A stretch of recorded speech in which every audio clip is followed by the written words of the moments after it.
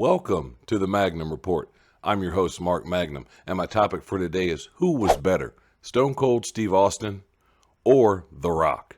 Now, I'm just going to get right into it, and I'm going to start off with Stone Cold Steve Austin, and he started way back in 1989. He started in WCW. He learned under gentleman Chris Adams, who was the originator, in my opinion, of the super kick.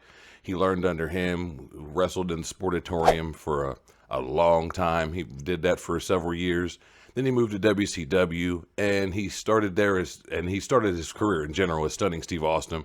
And that was, I think, where he did his best work in the aspects of wrestling. Because as he morphed into Stone Cold, he turned into something different. But when he went to WCW, he won plenty of championships there. He was a television champion, former United States champion. Both those titles he won multiple times. He also was a former tag team champion with Brian Pillman when they were the Hollywood Blondes. So he had a lot of cachet in WCW. He was one of my favorite wrestlers in that time frame when he was in WCW, just for the sheer work that he put in and just how good he was. Some of his matches with Ricky the Dragon Steamboat were just mouth-watering, chef's kiss, great.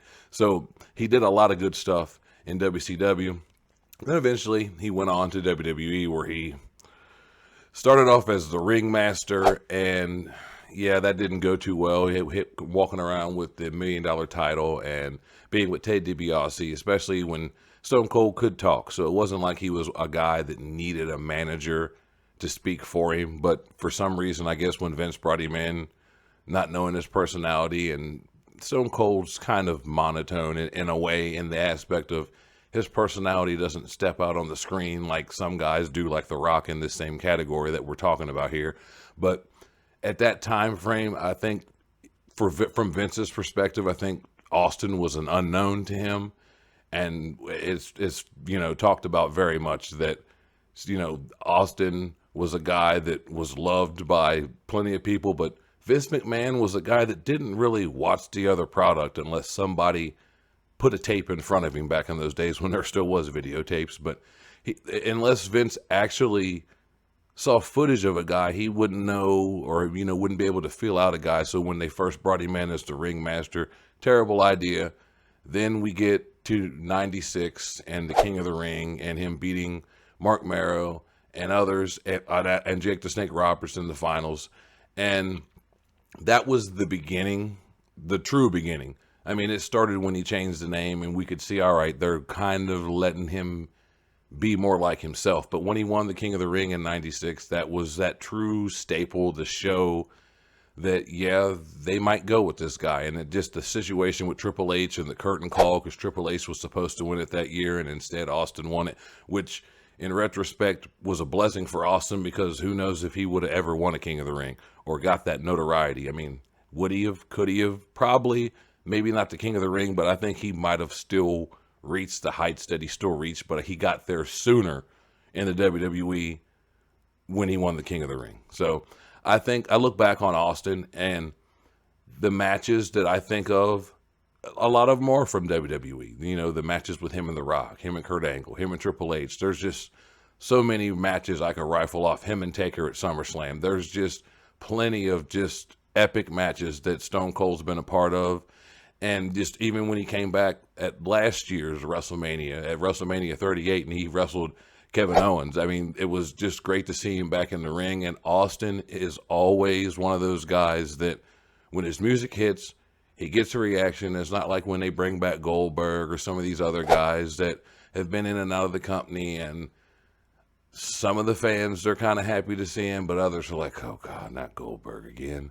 So it's always good to see a guy like Austin come back, and he still has that cachet with the fans. I mean, the only thing my only main qualm with Austin is maybe the what that people still say to this day is one of the worst things. That's one of my biggest pet peeves watching wrestling nowadays, is when a guy's cutting a promo in the arena and the fans are, what? I get it. It's Austin. It had its place 20 years ago. Can we stop the damn what chance? Because it's a way that I hijack the show, and I know the fans are part of the show, but it's just an annoying occurrence that I just cannot stand from week to week on these shows, when guys are trying to get their stories across, guys are trying to get their points over, And I mean, it's not like they're just doing it to The Miz or somebody. They've done this stuff to Roman and guys of a higher level that you should sit back and listen to what he's saying. Granted, a lot of these guys are good enough to know how to cut them off and continue on. But for me, still, it's just like, that's the only thing I hate from the Stone Cold Steve Austin era is the damn what chance. But now we'll go into The Rock. And he started off as Rocky Maivia, the pineapple head, colorful wearing, blue chipper, as Jim Ross always liked to call him.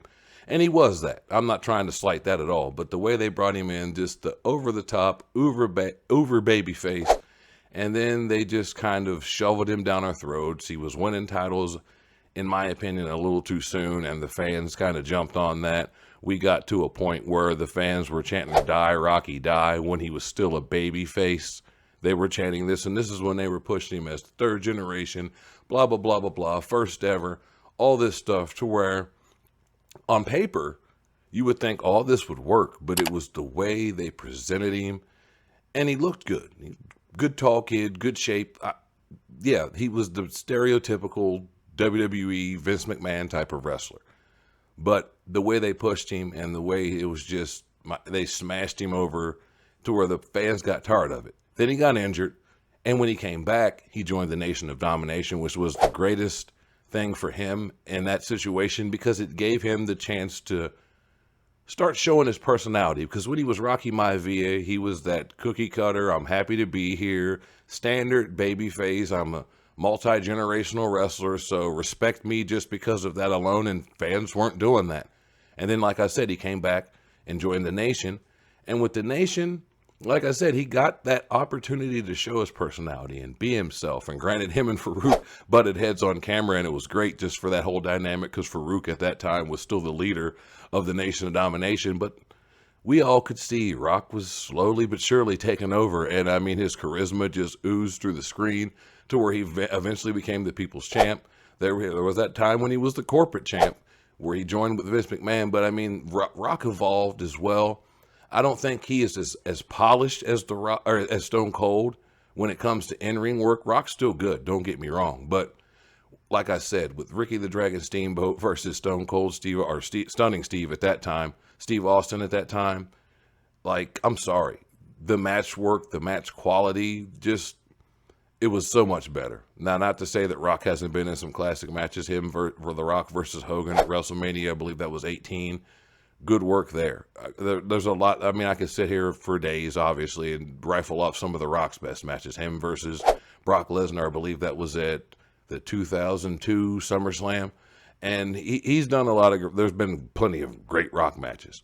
But if I'm weighing this out, and I'm weighing this out not looking at Rock as the movie star, because at some point, Hollywood called Rock away for the WWE, and he's came back in and out, and he's, done what he can do for the schedule that he has. So I will always respect Rock for that, because the man's the most, lauded, the most sought after, the most utilized movie star. I mean, he's the most famous guy in all of, the world. So I'll give him that, but this is who's better as a wrestler. And I look at Stone Cold Steve Austin, and when he was Stunning Steve, he was a wrestler. When he came in as the ringmaster, he was still trying to wrestle when he first came into WWE. Then he kind of morphed into the Steve Austin character of the Stone Cold variety, and it worked for him. The stomps in the corner, the punching, the Lou Thesz press into the right hands, like JR would always say. It worked for him. And it was great, but the wrestler in me kind of always missed Stunning Steve because he actually wrestled. Not to say that he didn't wrestle with Stone Cold, but there was a difference. And if you go back and watch the Stunning Steve Austin matches, and then you watch the Stone Cold Steve Austin matches, you will see a very distinct difference in his working style. Now, when I weigh out the other side and I weigh out The Rock, he evolved. And some of his stuff, I think, was better in his earlier period. Like some of the stuff he did with Ken Shamrock, those matches were gold. Some of the stuff he did with Triple H, those matches were gold. As The Rock evolved, I'm not going to say he got lazy, but I think he wrestled safe. And with the movie roles coming in, I totally understand why he would wrestle safer and, be more conscious of what he does out there and not just throw everything at the wall and whatever happens, happens, because he's got big movie roles coming and it all makes sense. But when I look at it, who was better? Rock was great at promos. I think at the end, because that's a hard argument to have, because Austin was good at promos too. Both of them were excellent at talking. I think Austin was he was better at doing the promo that seemed like it was off the cuff. And Rock seemed like he was better at the more rehearsed. I mean, we've had the thing with him and CM Punk where he called out The Rock for having his lines written on his hand or his arm or whatever. So there's that, to where Rock's promos did seem a little bit more rehearsed, and Austin just seemed like he just came out there and he's saying whatever just comes to his mind off the top of his head. And obviously I know Austin knew what he was going to say as well, but just the way it was done, it seemed more like Austin was just speaking like the average man, while The Rock, you could tell slowly but surely that movie star was starting to creep out in him. So if I'm weighing this out, Rock was a better talker. Austin was a better wrestler. Austin's right there with The Rock, though, when it comes to talking. So if I'm weighing this out, like I always do on these podcasts, I have to go with Stone Cold Steve Austin. What? To me, he was all around better wrestler. From the talking, the ring work, his brawling, like The Rock's punches, and they were good too. But for me, Austin was just the best combination of all of that. The talking, the ring work, his believability, his relatability to the fans. Because The Rock got to that point once he became a Hollywood guy that fans kind of felt like he sold out or felt like he left WWE. And it's like, as a guy that used to do this, what would you rather do? Travel around the world for, 250 to 300 days a year and barely see your family, and your body's taking a hell of a toll on it each night that you do this, or make movies where it takes you 6 months, maybe at best, to make a movie, and you have stunt doubles to take all the punishment for you? Do we not understand why The Rock left? It makes total sense to me. But like I said, I think Austin was better. Not by much, but I think Austin was better. Just all around, his longevity, and the sheer fact that to this day, he will come around and the fans love him. I know they'll love The Rock too, but The Rock's few and far between just because of his schedule. If they call Austin and ask him to come in, he'll be there just because it's Austin and that's what he does. But anyway, I'm going to get off here. But before I do, I just want to say, please like, subscribe, and share this video. Also hit that notification icon so you don't miss out on new content. I'm trying to get to 1,000 subscribers before the end of the year. So please help a brother out and make sure you hit that subscribe button so you do not miss out on new content. And also, please do not forget to subscribe to my other podcast, the Mark and the Fan Wrestling Podcast, where me and my boy, the Cisco Kid, we talk about all things wrestling from back in the day to present day, stuff just like this with Austin and The Rock, and even more modern day stuff with AEW and WWE's current product right now. So please subscribe to that as well. But this has been another edition of the Magnum Report. Thank you for watching. Peace.